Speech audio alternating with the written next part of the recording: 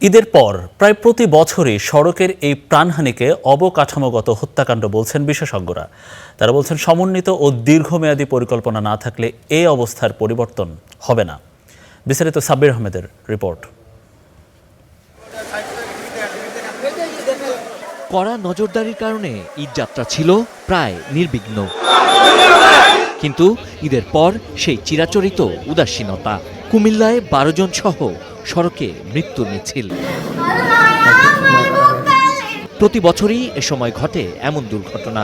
তা জানার পরও প্রশাসন তৎপর ছিল না বলে অভিযোগ বুয়েটের দুর্ঘটনা গবেষণা কেন্দ্রের সাবেক এই পরিচালকের।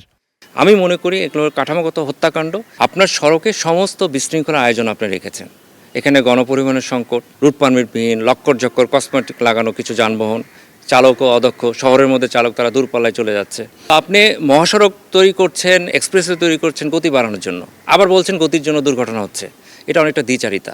আরেক অধ্যাপক সাইফুন নেওয়াজ সামনে আনছেন জাতীয় সড়ক নিরাপত্তা কাউন্সিলে 111টি সুপারিশ বাস্তবায়ন না করার প্রসঙ্গ।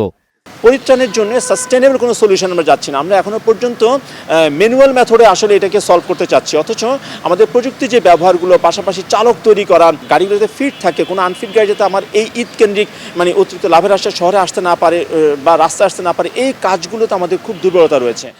তাদের মতে এ ধরনের দুর্ঘটনা ঠেকাতে দরকার সমন্বিত ও দীর্ঘমেয়াদী পরিকল্পনা।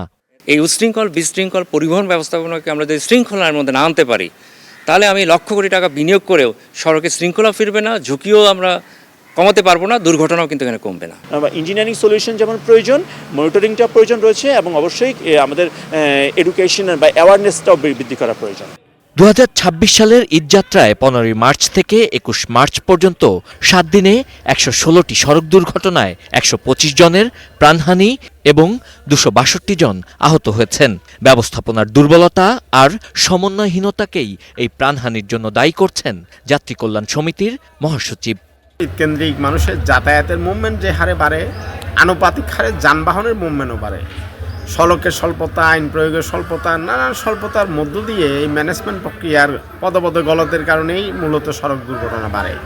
প্রতি বছরই ঈদ আনন্দ পরিণত হয় বিষাদে। তাই এ অবস্থার শেষ কোথায় উঠছে সে প্রশ্ন।